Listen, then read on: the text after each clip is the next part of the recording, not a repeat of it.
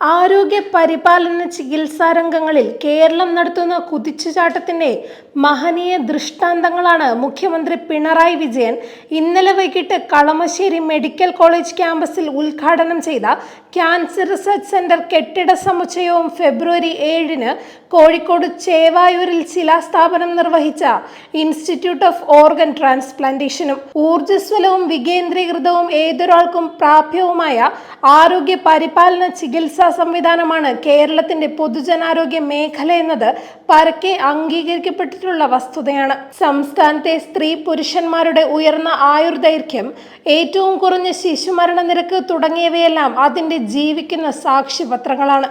പ്രതിവർഷം 30 ലക്ഷത്തിൽ പരം ജനങ്ങളാണ് സർക്കാർ ആരോഗ്യ കേന്ദ്രങ്ങളുടെ സേവനം ഉപയോഗിക്കുന്നത്.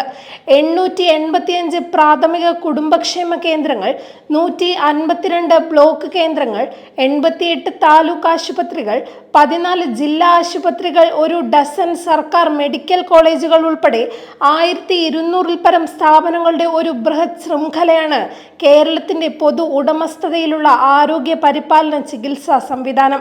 ഇതിനു പുറമെ കാര്യക്ഷമമായി പ്രവർത്തിച്ചു വരുന്ന വിപുലമായ സ്വകാര്യ ആരോഗ്യ പരിപാലന ചികിത്സാ സംവിധാനങ്ങളുടെ അമൂല്യ സംഭാവനകളും കേരളത്തിന്റെ പൊതുജനാരോഗ്യ സൂചകങ്ങളെ ലോക നിലവാരത്തിലേക്ക് ഉയർത്തുന്നതിൽ നിർണായക പങ്ക് വഹിക്കുന്നുണ്ട്.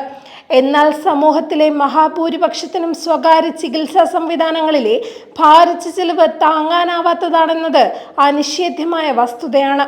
ക്യാൻസർ ചികിത്സ, അവയവമാറ്റ ശസ്ത്രക്രിയ, തുടർന്നുള്ള പരിപാലനം തുടങ്ങിയവ ഏറ്റവും സാധാരണക്കാർക്ക് ലഭ്യമാകണമെങ്കിൽ ശക്തവും കഴിയാവുന്നിടത്തോളം സൗജന്യവുമായ പൊതു സംവിധാനങ്ങൾ കൂടിയേ തീരൂ എന്ന തിരിച്ചറിവിന്റെ അടിസ്ഥാനത്തിലാണ് എല്ലാ ആധുനിക സംവിധാനങ്ങളോടും കൂടിയ ചികിത്സാ കേന്ദ്രങ്ങളും ഗവേഷണ സംരംഭങ്ങളും സ്ഥാപിക്കാൻ സംസ്ഥാന സർക്കാർ തന്നെ മുൻകൈയെടുത്തത്.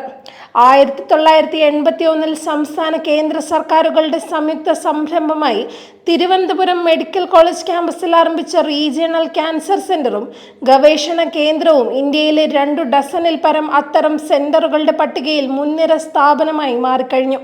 കേരളത്തിന് പുറമെ അയൽ സംസ്ഥാനങ്ങളിൽ നിന്നും അയൽ രാജ്യങ്ങളിൽ നിന്ന് പോലുമുള്ള അനേകായിരം രോഗികളുടെ ആശ്രയ കേന്ദ്രമാണ് ഇന്നത്. ഇപ്പോൾ തിരുവനന്തപുരം RCCയിൽ പ്രതിവർഷം 17,000 രോഗികളെ ചികിത്സിക്കുകയും 50,000-ൽ പരം പേർ തുടർ ചികിത്സയ്ക്ക് ആശ്രയിക്കുകയും 80,000-ൽ പരം പേർ രോഗനിർണയ പരിശോധനകൾ നടത്തുകയും ചെയ്തു വരുന്നുണ്ട്. രോഗികളുടെ ബാഹുല്യവും കുടുംബങ്ങളുടെ പരാധീനതകളും കണക്കിലെടുത്ത് 2001-ൽ തലശ്ശേരിയിൽ പ്രവർത്തനം ആരംഭിച്ച മലബാർ ക്യാൻസർ സെന്റർ ഉത്തര കേരളത്തിന് മാത്രമല്ല അയൽ സംസ്ഥാനങ്ങളായ കർണാടകത്തിനും തമിഴ്നാടിനും കേന്ദ്രഭരണ പ്രദേശമായ പോണ്ടിച്ചേരിയുടെ ഭാഗമായ മാഹിക്കും ഏറെ ആശ്വാസമായി. ഇന്ന് MCC ഒരു ചികിത്സാ കേന്ദ്രം എന്നതിലുപരി post graduate institute of oncology science and റിസർച്ചായി വളർച്ച പ്രാപിച്ചിരിക്കുന്നു. ക്യാൻസർ കണ്ടെത്തുന്നതിലും ചികിത്സിക്കുന്നതിലും മുൻനിരയിൽ നിൽക്കുന്ന സംസ്ഥാനമായതിനാലായിരിക്കാം രാജ്യത്തെ ഏറ്റവും ഉയർന്ന ക്യാൻസർ രോഗബാധ കണ്ടെത്തപ്പെട്ടിട്ടുള്ള സംസ്ഥാനമാണ് കേരളം. അതുകൊണ്ട് തന്നെ ചികിത്സാ സംവിധാനങ്ങൾ വ്യാപകമാക്കാൻ കേരളം നിർബന്ധിതമാണ്.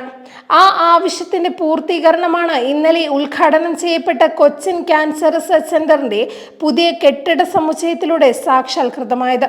എല്ലാ ആധുനിക സംവിധാനങ്ങളോടും കൂടി പ്രവർത്തനം ആരംഭിക്കുന്ന KCRC മധ്യ കേരളത്തിലെ ക്യാൻസർ ചികിത്സാ രംഗത്ത് സാധാരണക്കാർക്കും പാവപ്പെട്ട ജനവിഭാഗങ്ങൾക്കും ആശ്രയവും ആശ്വാസവുമായി മാറുമെന്നാണ് പ്രതീക്ഷിക്കുന്നത്.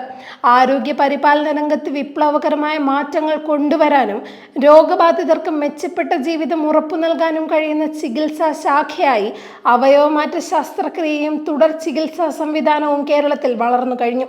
ഈ രംഗത്ത് സാധാരണക്കാർക്കും പാവപ്പെട്ടവർക്കുമേറെ പ്രതീക്ഷ നൽകുന്ന കേരള ഇൻസ്റ്റിറ്റ്യൂട്ട് ഓഫ് ഓർഗൻ ട്രാൻസ്പ്ലാന്റേഷന്റെ ശിലാസ്ഥാപനമാണ് മുഖ്യമന്ത്രി പിണറായി വിജയൻ നിർവഹിച്ചത്. കേരളത്തിൽ ഈ രംഗത്ത് മികവ് പ്രകടിപ്പിച്ച ഒരു പിടി സ്വകാര്യ സ്ഥാപനങ്ങൾ പ്രവർത്തിക്കുന്നുണ്ട്. അവയവമാറ്റ ചികിത്സയുടെ പ്രയോജനം സാധാരണക്കാർക്കും ലഭ്യമാകണമെങ്കിൽ ഈ മേഖലയിലും സർക്കാരിന്റെ ഇടപെടൽ ആവശ്യമാണെന്ന തിരിച്ചറിവാണ് രാജ്യത്ത് തന്നെ ആദ്യമായി പൊതുമേഖലയിൽ അവയവമാറ്റ ചികിത്സയ്ക്ക് മാത്രമായി ഒരു ആശുപത്രി എന്ന ആശയവുമായി മുന്നോട്ടു പോകാൻ സംസ്ഥാന സർക്കാരിന് പ്രേരകമായത്. ആരോഗ്യമുള്ള ജനത ഒരു നാടിന്റെ കരുത്താണ്. അത് സംതൃപ്തമായ ഒരു സമൂഹത്തിന്റെ അടയാളമാണ്.